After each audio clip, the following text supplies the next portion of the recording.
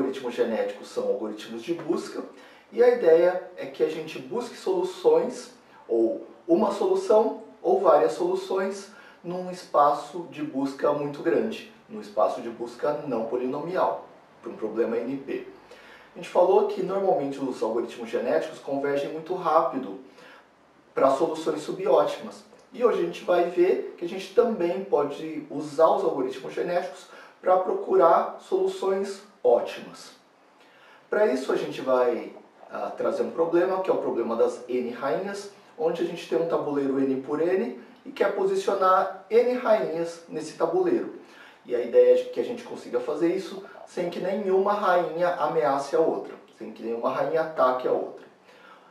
O que isso quer dizer? Que a gente não pode ter, como os movimentos das rainhas no xadrez são na horizontal, nas linhas, na vertical, nas colunas e nas diagonais, a ideia é que a gente não possa ter mais de uma rainha na mesma linha, na mesma coluna e na mesma diagonal, em cada uma das diagonais.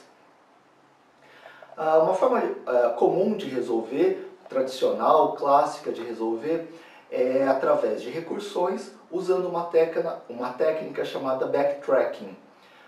E alguns mecanismos, algumas linguagens de programação clássicas de inteligência artificial, como o Prolog, por exemplo, fazem isso automaticamente.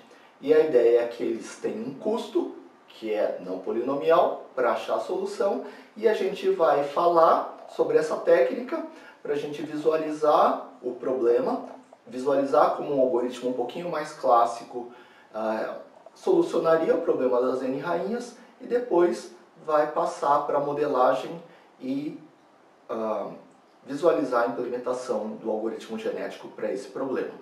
Então, vamos dar uma olhada como é que fica. Então vamos ao nosso problema. Nosso problema é colocar N rainhas num tabuleiro N por N. O problema mais clássico é usar N igual a 8, que vai ser a modelagem do nosso sistema, mas antes vamos entender como é que um algoritmo clássico funcionaria para buscar a solução e como é que funcionaria o mecanismo de backtracking. Então vamos lá. A primeira possibilidade seria eu pensar em cada casa se ela tem ou não tem uma rainha. Então aqui eu tenho duas possibilidades, tipo tem ou não tem, tem ou não tem, tem ou não tem, e daí eu ficaria com um problema 2 elevado a número de casas, 2 elevado a n ao quadrado. Ou eu poderia, que é o jeito mais usual de fazer, já sabendo que eu só posso ter uma rainha em cada linha, eu tentar posicionar a rainha na primeira linha e daí chamar recursivamente para a segunda linha e daí para a terceira linha e para a quarta linha.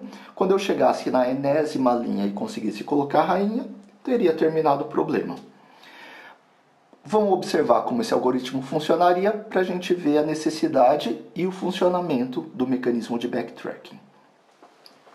Então vamos começar por essa segunda abordagem, tentar colocar uma rainha em cada linha. Então vou tentar colocar a rainha nessa primeira linha aqui. Então vou começar pela primeira coluna, se não der vou tentar na segunda coluna e até a enésima coluna. Então consigo colocar uma rainha aqui na primeira coluna, ok. Aí chamo a recursão para a segunda coluna. Vou tentar colocar a rainha a partir da primeira coluna. Aqui na primeira coluna não posso, porque senão eu teria duas rainhas na mesma coluna. E não pode, porque daí uma ameaçaria a outra, uma atacaria a outra. Vou tentar na segunda coluna. Também não posso, porque senão eu teria duas rainhas na mesma diagonal. E elas se ameaçariam também. Vou tentar na terceira coluna. Na terceira coluna eu posso. Consegui colocar a segunda rainha, chamo a recursão para a terceira linha. Na terceira linha, de novo, eu vou começar a tentar a partir da primeira coluna. Vou tentar colocar a rainha aqui, não posso, porque tem uma rainha ameaçando. Vou tentar colocar nessa coluna, também não posso, porque senão essa rainha ameaçaria aqui nessa diagonal. Aqui também não posso, tenho, além de uma rainha já na mesma coluna, tenho uma rainha na mesma diagonal. E tentaria aqui. Aqui eu também não posso, porque eu já tenho uma rainha na mesma diagonal. Uma possível conclusão seria, então esse problema não tem solução. Mas não, eu vou tentar esse mecanismo chamado que eu vou voltar um estágio e refazer o meu problema, que é esse mecanismo chamado de backtracking. Então, olha, eu estou aqui na linha 3, não consegui, fechei a recursão. Para onde eu volto? Volto sempre para a caixa de cima. Na caixa de cima, eu estava na terceira coluna. Eu vou ver se eu ainda consigo mudar mais. Então, eu tiro a rainha dessa daqui e vou tentar ver se eu consigo colocar ela à frente. Vou ver se eu consigo colocá-la na quarta coluna. Ah, na quarta coluna, beleza, consigo pôr. Chamo a recursão para a terceira linha. Tento por aqui, não posso, porque já tem uma rainha que ameaça. Tento por aqui, posso. Chamo a recursão para a quarta linha. Aqui, tento a partir da primeira coluna, não posso aqui, não posso aqui, não posso aqui, não posso aqui. Fecho, volto para a coluna de cima. Na coluna de cima, qual que é o retorno da recursão mesmo? Estou na segunda coluna, vou tentar a partir das próximas. Tiro a rainha daqui, vou tentar aqui nessa coluna, não posso. Tento nessa coluna, não posso. Fecho a caixa de recursão, volto para a caixa de cima. Na caixa de cima eu já estou na última coluna, não tenho mais o que fazer. Fecho a caixa de recursão, volto para a caixa de cima. Na caixa de cima, eu ainda estou com a rainha na primeira coluna. Ainda tenho... Tirei essa aqui. Ainda tenho como testar em outras colunas. Vou testar, colocar a rainha na segunda coluna. Vou começar a colocar em outra cor para a gente confundir menos. Coloquei na segunda coluna. Chamo a recursão para a linha de baixo. Na linha de baixo eu vou tentar a partir da primeira coluna. Não posso, não posso, não posso, posso. Coloquei a rainha na quarta coluna, chamo a recursão para baixo. Aqui não posso. Aqui posso. Coloco aqui já. Consegui colocar a rainha aqui, chamo a recursão para a próxima linha. Aqui não posso, aqui não posso, aqui posso. Consegui colocar as N rainhas, finalizei o problema, informo para o usuário qual é a posição das rainhas. Legal? Então, esse é o nosso problema com N igual a 4 e como é que esse mecanismo de backtracking funciona, que é um mecanismo muito comum em problemas de inteligência artificial. Bom, o problema mais clássico é com N igual a 8. Então, no nosso problema, a gente teria um tabuleiro 8 por 8, como esse aqui, e a gente teria que colocar 8 damas. A gente poderia, na forma clássica, usar aquele mesmo algoritmo que a gente já usou para resolver esse problema. Mas como a gente já observou, mesmo para um tabuleiro bem menor, um tabuleiro com 16 posições, 4 por 4, a gente demora bastante, a gente tem que ficar voltando para as etapas anteriores e refazendo as decisões. Então, quanto maior o tabuleiro, maior, a gente pode imaginar, deve ser esse processo de backtracking. Então, a gente vai tentar modelar esse problema e resolver esse problema de uma outra forma. A forma escolhida vai ser, como a gente deve imaginar, através de algoritmos genéticos. Como é que a gente faria isso? Bom, a gente se lembra que a gente tem primeiro que modelar cada indivíduo. Então, aqui eu tenho um indivíduo. Um indivíduo vai ser uma sequência de genes e a gente vai escolher o que cada gene vai representar. Esses genes são as características de cada indivíduo. Então, por exemplo, uma solução para esse problema, o que podia ser? Podia ser um indivíduo que vai representar assim, na primeira linha, no primeiro gene vai representar a primeira linha, o segundo gene a segunda linha, o terceiro gene a terceira linha e assim por diante.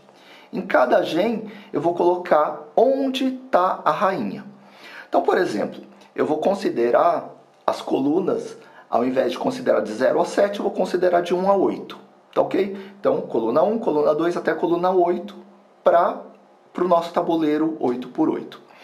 Então, Na população inicial, eu já geraria K indivíduos, então vou escolher um tamanho da população. A gente viu que, por exemplo, tamanhos da população típicos podiam ser 50, 100 ou 200 indivíduos. Então, esse vai ser o nosso K. Eu vou supor 100, só para o nosso exemplo. Vou supor que eu vou começar sempre com populações de 100 indivíduos.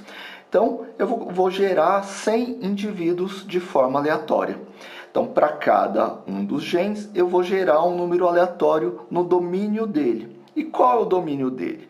Bom, na primeira linha, a dama pode estar da coluna 1 até a coluna 8. Então, eu vou gerar um número aleatório de 1 a 8. Gero um número qualquer e coloco. E vou gerando números aleatórios para cada um dos genes. Suponha que tenha gerado esses números aleatórios aqui. Daí, esse é o primeiro indivíduo, que eu vou chamar de I1. Primeira inserção no vídeo.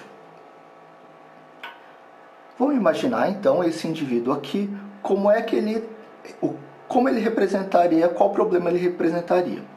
Olha, esse primeiro indivíduo, cujo primeiro gene é 5, quer dizer que na primeira linha, a dama estaria na coluna 5. O segundo gene é 4, quer dizer que a dama na segunda linha estaria na coluna 4. Na terceira linha, a dama também estaria na coluna 4. Na quarta linha, estaria na coluna 2. Na quinta linha, estaria na coluna 1. Na sexta linha, estaria na coluna 2. Na sétima linha, estaria na coluna 7. E na oitava linha, estaria na coluna 3. Então, cada indivíduo está representando um problema aqui, uma resolução de problema. Algumas resoluções vão ser melhores, que vão dar fitness maiores, e algumas resoluções vão ser piores. Alguns indivíduos vão estar menos aptos a resolver aquele problema e vão refletir em fitness menores. Vamos imaginar então esse indivíduo aqui, como ele representaria, qual problema ele representaria. Olha, esse primeiro indivíduo, cujo primeiro gene é 5, quer dizer que na primeira linha, a dama estaria na coluna 5. O segundo gene é 4, quer dizer que a dama na segunda linha estaria na coluna 4. Na terceira linha, a dama também estaria na coluna 4. Na quarta linha, estaria na coluna 2. Na quinta linha, estaria na coluna 1. Na sexta linha, estaria na coluna 2. Na sétima linha, estaria na coluna 7. E na oitava linha, estaria na coluna 3. Então, cada indivíduo está representando um problema aqui, uma resolução de problema. Algumas resoluções vão ser melhores, que vão dar fitness maiores, e algumas resoluções vão ser piores. Alguns indivíduos vão estar menos aptos a resolver aquele problema e vão refletir em fitness menores. Como é que a gente calcularia o fitness desse indivíduo aqui? Vamos observar que esse indivíduo representa esse tabuleiro aqui. Então, para cada combinação de damas, eu vou ver se elas se ameaçam ou não. Sempre que não se ameaçarem, ela tem um ponto. Então eu vou começar com essa aqui. Essa com essa se ameaçam, não soma nada. Essa com essa não se ameaçam. Não estão nem na mesma linha, nem na mesma coluna, nem na mesma diagonal. Um ponto. Essa aqui, mesma diagonal, nada. Essa aqui, nada. Essa aqui, beleza, 2 pontos. Essa aqui, beleza, 3 pontos. Essa aqui, beleza, 4 pontos. Aí eu vou começar com essa. Essa com essa, não. Essa com essa, também não. Também não, mesma diagonal. Essa com essa, beleza, soma um ponto a mais. Aqui eu somo outro ponto a mais. Depois eu vou fazer essa com essa. Depois eu vou começar essa aqui com essa. Depois essa com essas 3. Depois essa com essa. E finalmente essa com essa. Eu vou ver quantos pontos, quantas combinações tão legais. Elas não se ameaçam. Por exemplo, se der 30 combinações que elas não se ameaçam, o fitness dela vai ser 30. E assim por diante. E daí eu consigo calcular o fitness de cada indivíduo. A gente percebe que indivíduos onde tem melhores combinações, ou seja, combinações onde as damas não se ameaçam, passam a ter fitness maiores e vão ser mais prováveis de serem escolhidas para gerar, para combinar, né, para se cruzarem e gerarem a próxima geração de indivíduos. Dos 100 indivíduos,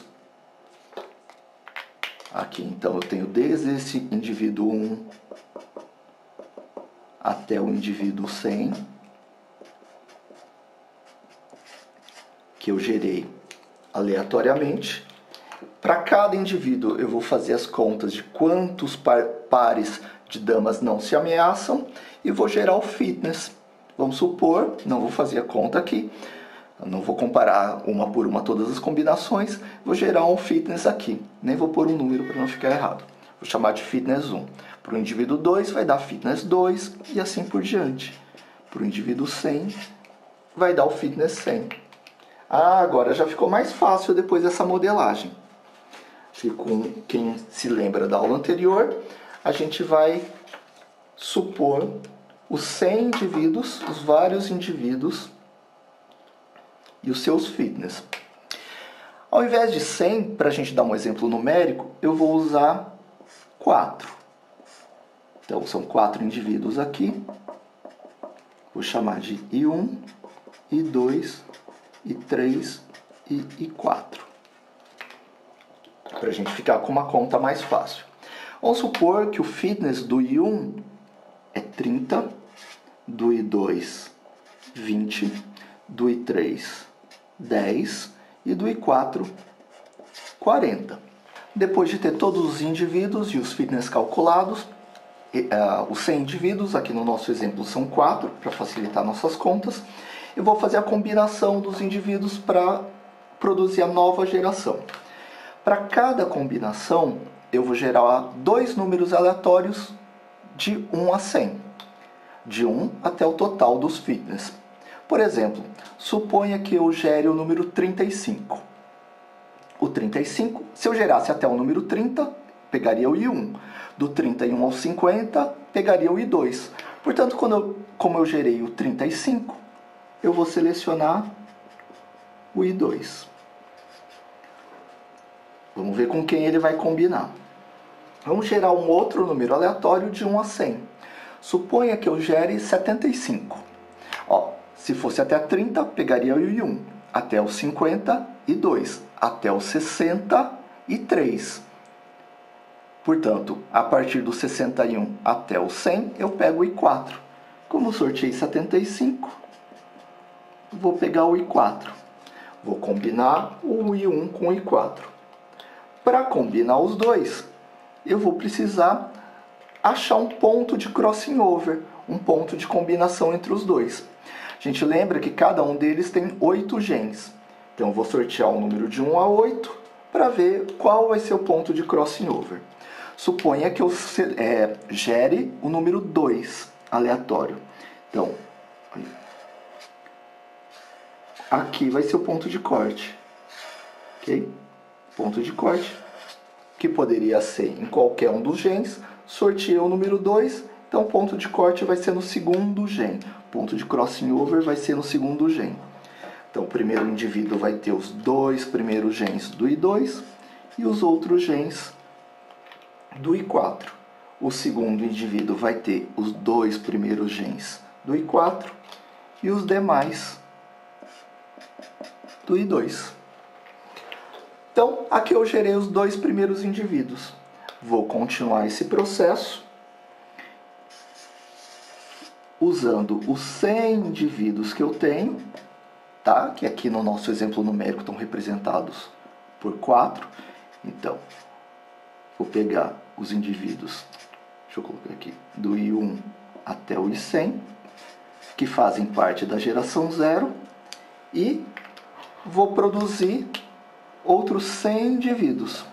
Para eu produzir outros 100 indivíduos, eu preciso fazer 50 vezes esse processo de combinação. Em cada processo eu gero 2 indivíduos.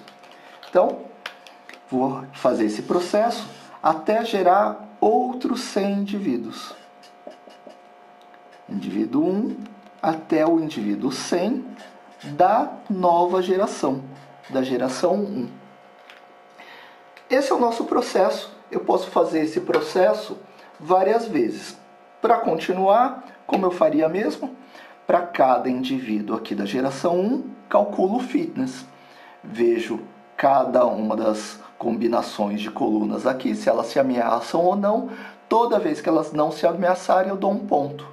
E daí, vou ver quantos pontos cada indivíduo faz, ou seja, qual o fitness de cada indivíduo.